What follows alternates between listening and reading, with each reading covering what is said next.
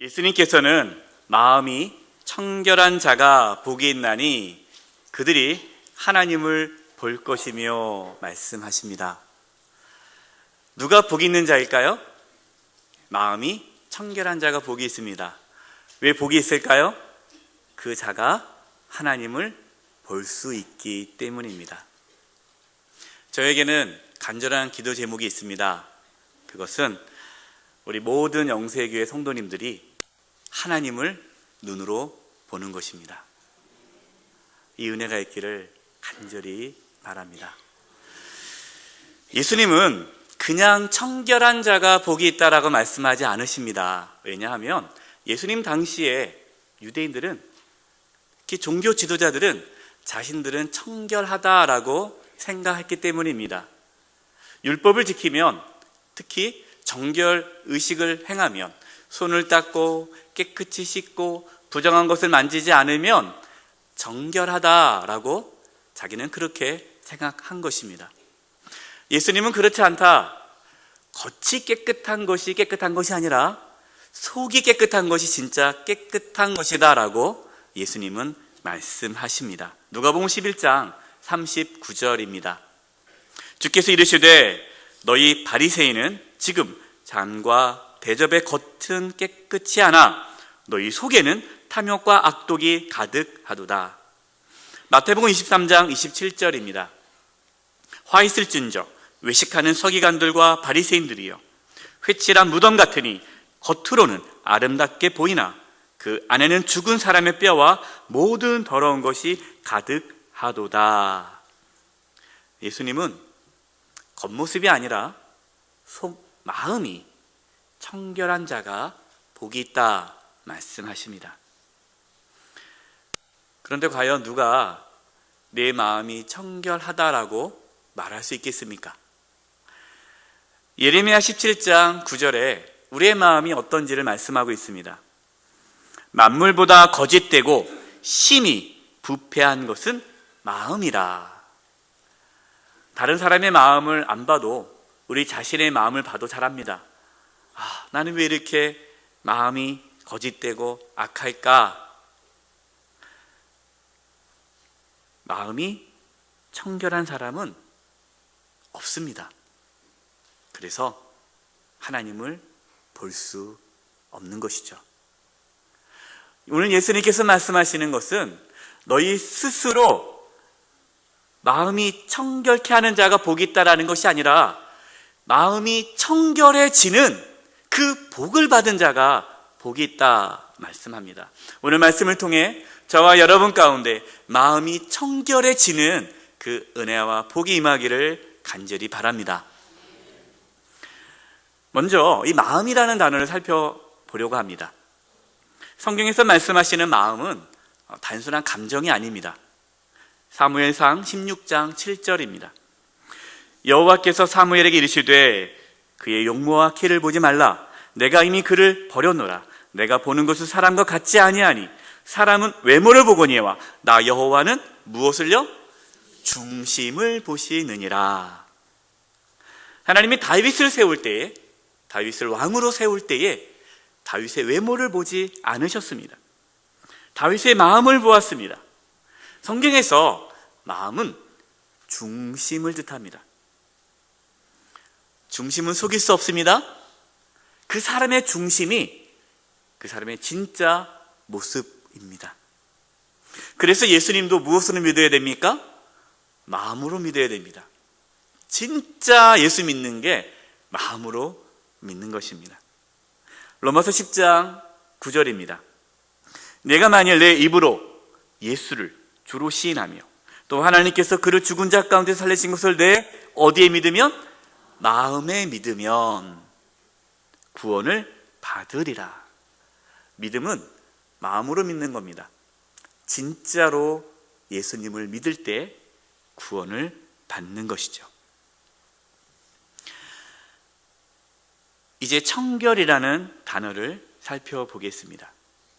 이 청결이라는 헬라어 단어는 카타로스입니다. 카타로스. 우리가 카타르시스라는 말 들어봤죠? 마음에 어떤 정화가 일어났을 때 카타르시스라고 얘기하는데 이 헬라어 카타로스에서 나온 단어예요. 이 카타로스, 청결이라는 단어는 더러움과 죄악, 씻다라는 그 동사에서 나옵니다. 더러움과 죄악을 씻어진 그 상태가 청결인데, 또 그 의미는 어떤 의미냐? 섞이지 않은 것, 순수한 것, 찌꺼기가 걸러진 것, 이것을 청결이라고 합니다. 그러니까 마음이 청결하다라는 것은 그 마음에 섞여 있지 않은 마음이에요. 불순물이 없는 거예요. 순수한 마음을 의미합니다. 우리가 오렌지 주스를 살 때 뭐 100% 오렌지 사서 딱 보니까 정제수가 들어있잖아요. 저는 처음에 오렌지 샀을 때 다 오렌지만 들어있는 줄 알았는데 물이 거의 들어가 있잖아요. 그것은 순수한 게 아니에요. 근데 어떤 오렌지 주스는 100% 정말 오렌지만 갈아서 넣은 거 있지 않습니까? 이것이 청결이에요. 그러니까 우리의 마음이 다른 게 섞여 있지 않은 거예요. 두 마음이 아니라 한 마음, 이것을 청결이라고 합니다. 마음이 청결한 자는 한 마음을 품은 자입니다. 야고보서 4장 8절입니다. 하나님을 가까이 하라. 그리하면 너희를 가까이 하시리라. 죄인들아, 손을 깨끗이 하라. 두 마음을 품은 자들아, 마음을 성결하게 하라. 두 마음을 품은 것이 깨끗하지 않은 거예요. 그래서 마음을 성결하게 하라는 건 뭡니까? 한 마음을 품으라라는 거죠. 젊은 남녀가 연애를 합니다. 그러면 연애하면 한 사람만 마음에 품어야 되잖아요. 근데 연애를 하는데 두 사람 마음을 품어요. 여러분, 그게 깨끗한 마음입니까? 아니죠. 결혼을 했습니다. 근데 배우자가 한 사람만 마음에 품어야 되는데 두 마음을 품어요. 그걸 우리는 불린하고 하죠. 깨끗하지 못한 거예요. 깨끗한 마음은 뭐냐? 한 마음을 품는 것이 깨끗한 마음이에요. 두 마음을 품은 것은 속이는 것입니다. 거짓입니다. 청결하지 못한 것입니다. 하나님을 사랑하고 돈을 사랑하는 것, 두 마음입니다. 하나님을 사랑하고 세상을 사랑하는 것, 두 마음을 품는 것입니다. 누가 마음이 청결한 자일까요? 하나님을 향해 한 마음을 품은 자입니다. 어느 날 한 부자가 예수님께 찾아왔습니다. 예수님, 내가 어떻게 행하면 영생을 얻을 수 있습니까? 예수님께서는 십계명을 잘 지키라고 말해 주셨습니다. 그러자 부자가 아주 자신만만하게 저는 어릴 때부터 잘 지켰습니다. 부자가 듣고 싶었던 이야기는 예수님의 칭찬이죠. 네가 잘했다. 그럴 줄 알았는데 예수님께서 충격적인 말씀을 하시는 거예요. 마가복음 10장 21절입니다. 예수께서 그를 보시고 사랑하사 이르시되 내게 아직도 한 가지 부족한 것이 있으니 가서 내게 있는 것을 다 팔아 가난한 자들에게 주라. 그리하면 하늘에서 보화가 내게 있으리라. 그리고 와서 나를 따르라 하시니. 아멘. 부자는 하나님을 사랑했지만 돈도 사랑했습니다. 부자는 두 마음을 품은 자였습니다. 예수님은 부자에게 필요한 것은 한 마음을 품는 것이다 라는 것을 말씀하시는 겁니다. 여러분 기억하십시오. 하나님은 괜찮은 사람을 원하지 않습니다. 하나님은 한 마음을 품은 자를 찾습니다. 부자는 한 마음을 갖는 것을 두려워했습니다. 마가복음 10장 22절입니다. 그 사람은 재물이 많은 거로 이 말씀으로 인하여 슬픈 기색을 띠고 근심하며 가니라. 부자는 괜찮은 사람이었지만 두 마음을 품은 자였습니다. 두 마음을 품은 부자는 예수님을 온전히 믿을 수 없었습니다. 결국 부자는 두 마음을 포기하지 못해서 예수님을 떠났습니다. 우리도 이 부자와 같이 하나님을 섬길 수 있습니다. 어느 정도 하나님을 위해 살아가면서 영생 얻기를 바랄 수 있습니다. 예수님을 찾아온 부자와 같이 우리도 두 마음을 품은 채 하나님을 섬길 수 있습니다. 오늘 장로님께서 두 마음을 품는 것에 대해서 기도해 주셨는데요, 사실 우리 가운데 한 마음 품는 것을 두려워합니다. 저도 처음 교회 나왔을 때요, 하나님을 섬긴다는 것이 두려웠습니다. 세상을 버리고, 세상을 사랑하지 않고, 돈을 사랑하지 않고, 세상의 성공을 사랑하지 않고 하나님만을 사랑한다는 것, 처음 교회 나왔을 때 부담이 되더라고요. 그래서요, 저도 적당히 신앙생활을 했습니다. 열심히 신앙생활을 하면 포기해야 될까봐 그것이 두려워서 어느 정도 거리를 두고 교회를 다녔습니다. 교회에서 좀 더 많은 것을 요구하면 자꾸만 이렇게 푸시하면 교회 떠납니다. 이렇게 협박하면서 적당히 교회를 다녔습니다. 그렇게 했더니 하나님을 못 만났어요. 하나님을 못 만나겠더라고요. 누가 하나님을 만날 수 있을까요? 두 마음을 품은 자는 하나님을 볼 수 없습니다. 한 마음을 품은 자, 마음이 청결한 자만이 하나님을 볼 수 있습니다. 그런데요, 한 마음을 품고 싶지 않은 사람이 있다는 거죠. 왜 그럴까요? 그것은 아직 예수님을 믿지 않았기 때문이에요.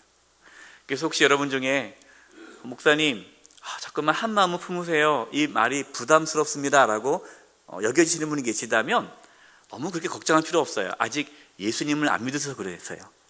예수님을 안 믿으면 한 마음을 품을 수 없습니다. 그렇기 때문에 마음이 청결한 자는 누굽니까? 예수님을 믿는 자예요.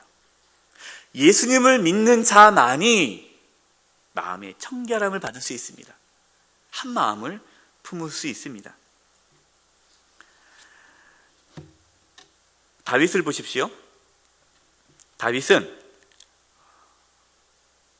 하나님께서 그 다윗의 마음의 중심을 보셨습니다. 그런데 다윗이 마음이 청결한 자입니까? 그렇지 않아요. 사실 다윗은 나쁜 사람입니다. 우리가 다윗을 좋게 보지만 성경 읽다 보면 참 다윗이 참 나쁜 사람인 걸 알 수 있어요. 다윗은 자신의 신하인 그 우리야의 아내 밧세바를 탄했습니다. 범했습니다. 그래서 밧세바가 임신을 하게 됩니다. 이것을 숨기기 위해서 우리야를 전쟁터에 내보내서 죽게 합니다. 그리고 그 우리야의 아내 밧세바를 아내로 취합니다. 남들이 보기에 훌륭하다, 장군이 죽으니까 저 미망인을 저렇게 왕이 걷어가는구나, 이렇게 꾸며놓은 거예요. 근데 누가 알고 있습니까? 하나님이 아시죠. 나단을 보냅니다. 그 죄를 드러냅니다. 여러분, 그 당시 왕이었으면 어땠을 것 같아요? 나단을 죽일 수 있어요. 지금이 언론이 있어가지고 그렇게 함부로 못하지만 그 당시 뭐 언론이 있습니까? 뭐가 있습니까? 그냥 나단을 죽이면 자기 죄를 숨길 수가 있는 거예요. 그러나 다윗은 그때 회개합니다. 하나님께 자기의 죄를 고백합니다. 그러면서 이렇게 기도합니다. 시편 51편 10절입니다. 하나님이여, 내 속에 정한 마음을 창조하시고 내 안에 정직한 영을 새롭게 하소서. 아멘. 정한 마음을 창조하시고 정직한 영, 이것이 한 마음이에요. 다윗은 알았습니다. 내 마음이 두 마음인데 한 마음을 하는 것이 하나님의 은혜구나. 사랑하는 성도 여러분, 우리의 마음이 청결하게 된 것은 우리의 도덕적인 의지로 그렇게 할 수 없는 것입니다.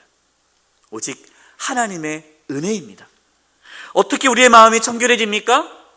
갈라디아서 2장 16절입니다. 사람이 의롭게 되는 것은, 여기서 의로운 것은 마음이 청결해지는 거죠. 율법의 행위로 말미암이 아니요 오직 예수 그리스도를 믿음으로 말미암은 줄 알므로 우리도 그리스도 예수를 믿나니 이는 우리가 율법의 행위로서가 아니고 그리스도를 믿음으로써 의롭다함을 얻으려 함이라. 율법의 행위로서는 의롭다함을 얻을 육체가 없느니라. 아멘. 예수님 당시의 종교 지도자들은 율법으로 깨끗함을 입을 수 있다라고 생각했어요. 그러니까 겉모습만 깨끗이 한 거죠. 속은 깨끗이 할 수 없는 거예요. 여러분, 저와 여러분의 그 속은, 그 마음은 오직 예수님을 믿음으로만 깨끗이 할 수 있습니다. 사도행전 15장 8절과 9절입니다. 또 마음을 아시는 하나님이 우리에게와 같이 그들에게도 성령을 증언하시고, 우리 9절이 중요한데요. 같이 읽겠습니다. 시작. 믿음으로 그들의 마음을 깨끗이 하사 그들이나 우리나 차별하지 아니하셨느니라. 아멘. 우리의 마음이 어떻게 깨끗해집니까? 믿음으로 깨끗이 되는 거예요. 어떤 믿음입니까? 예수님께서 나의 죄를 대신 짊어지시고 십자가에서 피 흘려 죽으심으로 내가 죄사함 받았다라는 그 믿음이 우리의 마음을 깨끗이 합니다. 우리의 마음을, 두 마음인 우리 마음을 한 마음 되게 하시는 거예요. 그래서 예수님 믿으면 우리가 예수님을 누구라고 고백합니까? 주라고 고백하는 거예요. 주님이 누구십니까? 주인이에요. 주인. 여러분, 주인은 여러 사람이 아니에요. 주인은 단 한 분이에요. 예수님이 나의 주님이다 고백할 수 있는 그 믿음이 우리의 마음을 하나로 만드는 겁니다. 한 마음.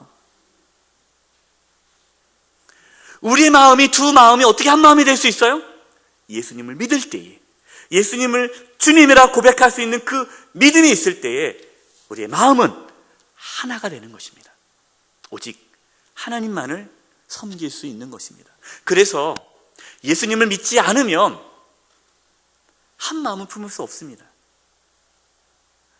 오직 예수님을 주님이라 고백할 수 있는 그 믿음이 있는 자만이 한 마음을 품을 수 있고 마음이 청결해지는 은혜를 입는 것입니다. 예수님을 믿으면 성령님께서 우리 마음 가운데 오십니다.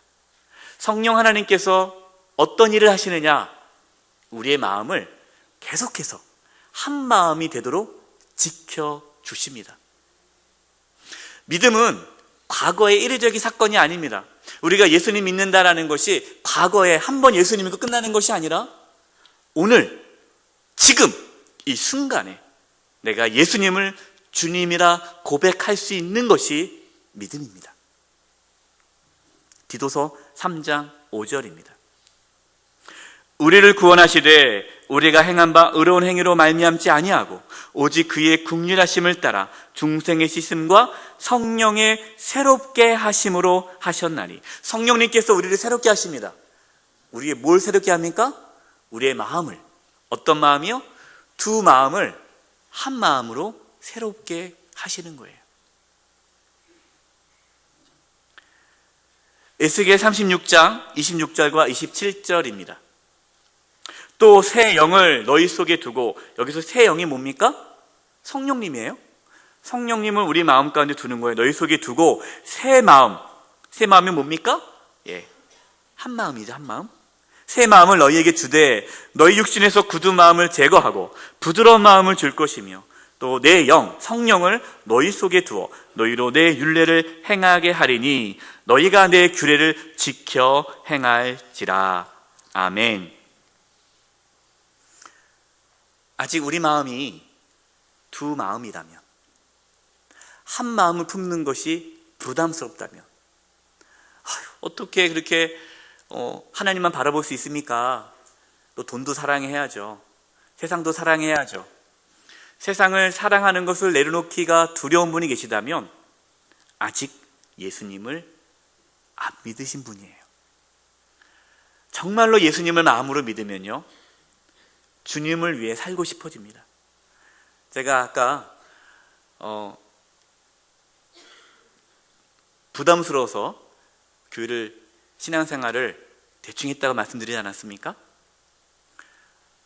그때는 제가 이해를 못했어요. 주의 종이 되겠다, 선교사가 되겠다. 그럼 그 사람을 이해를 못했어요. 어떻게 그렇게 살까? 근데 제가 예수님 만나고 나니까 하나님을 위해 살고 싶어지더라고요. 이 말씀 전하니까 어떤 분들은 그러면 안 되겠다. 내가 또 하나님 만났다가 내가 또 신학교 가나 보다, 그렇게 생각할 필요는 없어요. 신학교 가고 안 가고 중요한 것이 아니라 그 마음 가운데 내가 하나님을 위해 살고 싶은 마음이 생긴다는 거예요. 그것은 내가 갖는 마음이 아니라 예수를 믿을 때 한 마음이 생기기 때문에 그런 마음이 드는 것입니다. 그러나 예수를 믿었다고 해서요 계속해서 한 마음을 품는 것이 아닙니다. 왜냐하면 사탄은, 마귀는 끊임없이 우리의 마음을 흔듭니다. 두 마음을 품게 합니다. 그래서 우리는 어떻게 해야 합니까? 다시금 매일매일 예수 그리스도를 주님이라 고백할 수 있는 그 믿음을 달라고 기도해야 합니다. 성령 하나님께서 우리의 마음을 지켜서 우리가 이 세상 살아가는 가운데 두 마음을 품지 않고 한 마음으로 하나님을 섬길 수 있도록 치열하게 살아가는 것, 그것이 믿음 생활입니다. 저도 싸우고 있습니다. 저도 두 마음이 품어지지 않기를 저도 싸우고 있습니다.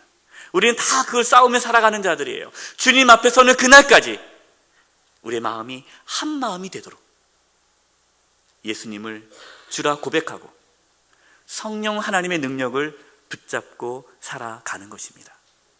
그렇게 한 마음을 품기 위하여 회개하고 예수 그리스도의 십자가의 은혜를 바라보고 성령의 능력을 붙잡고 살아가는 그 자에게 어떤 축복이 있습니까? 하나님을 볼 수 있는 은혜가 주어집니다. 많은 성도님들이 물어봅니다. 목사님, 어떻게 하면 하나님을 볼 수 있을까요? 어떻게 하면 하나님 만날 수 있을까요? 적지 않은 분들이 오해를 합니다. 하나님 보는 사람이야, 특별한 사람이겠지. 목사님 정도 돼야, 장로님 정도 돼야, 권사님 정도 돼야 하나님 볼 수 있지. 나같이 평신도가 하나님 볼 수 있을까? 기대를 안 하시는 분들이 있는데, 여러분, 그것은 오해예요. 목사기 때문에, 장로기 때문에 하나님을 보는 것이 아닙니다. 예수님을 믿어 그 마음이 깨끗함을 받아 성령이 그 안에 있어서 한 마음을 품는 자는 누구나 하나님을 볼 수 있습니다. 하나님을 본다고 말씀드리니까 그러면 하나님이 어떻게 보이나 하고 이렇게 두 눈을 부릅뜨고 이렇게 지내시는 분들이 있는데요. 여러분, 본다라는 것은 경험한다는 뜻이에요. 누가 우리가 얘기하다가 그런 말이 있잖아요. 네가 봤어? 네가 봤어? 이런 말 하죠. 이 봤다라는 것이 네가 경험했냐는 거죠. 듣는 거 말고 네가 봤냐는 거죠. 욥을 보십시오. 욥은 하나님을 잘 섬기던 자였습니다. 그러나 욥은 하나님을 본 경험이 없어요. 하나님을 경험해 본 적이 없어요. 그냥 종교심으로 열심히 하나님을 섬겼습니다. 어느 날 욥에게 고난이 찾아왔습니다. 고난이 찾아오자 친구들이 찾아와서 이렇게 얘기하는 거예요. 욥아, 네가 죄를 졌기 때문에 하나님께 벌 받은 거야. 그러니까 빨리 회개해. 욥이 기분 나빴어요. 무슨 소리냐? 내가 잘못한 것이 없는데 하면서 욥의 친구들과 욥과 싸웁니다. 싸움의 내용은 하나예요. 욥의 친구들은 네가 잘못했다. 욥은 난 잘못한 게 없다. 이것이 욥기입니다. 그래서 욥기를 읽다 보면 그 사람들끼리 싸움이 나와요. 이 욥기 마지막 부분에 욥이 하나님을 만나게 됩니다. 하나님을 만난 욥, 어떻게 고백할까요? 욥기 42장 5절과 6절입니다. 내가 죽게 대하여 귀로 듣기만 하였사오나. 그동안 욥은 어떤 신앙이었어요? 귀로 듣는 신앙. 지식적인 하나님이죠. 하나님 만난 경험이 없어요. 이제는 눈으로 주를 배움나이다. 하나님을 이제는 본 거예요. 경험한 거예요. 6절, 그러므로 내가 스스로 거둬들이고 티끌과 재 가운데서 회개하나이다. 아멘. 욥은 그동안 하나님을 섬겼지만 하나님을 경험하지 못했습니다. 욥 마음속에는요, 내가 의롭다라는 교만함이 있었습니다. 나 같은 사람이 있어? 나 정도면 괜찮은 사람이지. 그런 사람은 절대 하나님을 만날 수 없습니다. 우리가 팔복의 말씀을 나누는데요, 마음이 가난한 자, 애통하는 자 복이 있다고 그랬죠. 내 자신이 죄인이고 내가 죽을 수밖에 없는 죄인임을 깨닫고 하나님 앞에 회개하며 그 예수 그리스도께서 나의 죄 때문에 십자가에 피 흘려 죽으셨다는 것이 믿어지는 사람에게 하나님을 볼 수 있는 은혜가 열리는 것입니다. 결론입니다. 어떤 성도님께서 목사님 저도 하나님 보고 싶어요. 하나님 만나고 싶어요. 이렇게 말을 하시는데 하나님도 여러분을 만나고 싶어 하십니다. 그런데 두 마음을 품으면 하나님을 만날 수 없습니다. 두 마음을 내가 끝까지 포기하지 않고 잡고 있다면 하나님을 볼 수 없습니다. 가장 불쌍한 그리스도인이 누굴까요? 하나님을 섬기는데 하나님을 보지 못하는 자입니다. 하나님을 경험하지 못하고 하나님도 사랑하고 세상도 사랑하면서 어중간하게 살아가는 그 그리스도인이 참 불쌍한 그리스도인이에요. 왜냐하면 살아계신 하나님을 경험하지 못하기 때문이에요. 어떻게 하면 될까요? 우리 마음이 청결해지면 하나님을 보게 됩니다. 어떻게 우리의 마음이 청결해질 수 있을까요? 한 마음을 품을 때에 하나님을 보게 됩니다. 그럼 어떻게 우리가 한 마음을 품을 수 있을까요? 예수님을 믿어야 합니다. 예수님을 믿을 때 정말 예수님이 나의 주님, 나의 주인이라는 것이 믿어지는 그 은혜가 있을 때에 한 마음을 품게 됩니다. 그러나 그 한 마음을 우리는 지켜나가는 거예요. 그 한 마음을 잃어버리지 않도록 날마다 주님을 바라보면서 성령 하나님의 능력으로 한 마음을 지켜나아갈 때 우리는 이 세상에서 하나님을 보게 됩니다. 하나님을 보는 자는 세상이 두렵지 않습니다. 하나님을 보는 자는 염려와 근심이 없습니다. 하나님을 보는 자는 세상이 감당치 못하는 자입니다. 저와 여러분 가운데 마음이 청결해지는 은혜, 두 마음이 아니라 한 마음을 품을 수 있는 복이 날마다 부어지기를 바랍니다. 그래서 우리가 이 세상 살아가는 동안 날마다 살아계신 하나님을 보고 경험하고 하나님과 동행함으로 세상이 줄 수 없는 평안함과 세상이 알 수 없는 그 놀라운 능력을 경험하며 살아가기를 주님의 이름으로 축원드립니다. 기도하겠습니다. 하나님, 저의 마음이 청결해지기를 바랍니다. 두 마음이 아니라 한 마음을 품을 수 있도록 저희들에게 참된 믿음을 허락하여 주시옵소서. 마음으로 믿어 구원에 이르는 은혜가 있게 해주시고 성령 하나님의 능력으로 저희가 한 마음을 품고 이 세상에서 하나님을 보는 그 놀라운 영적인 복을 누리게 하여 주시옵소서. 예수님의 이름으로 기도드립니다. 아멘.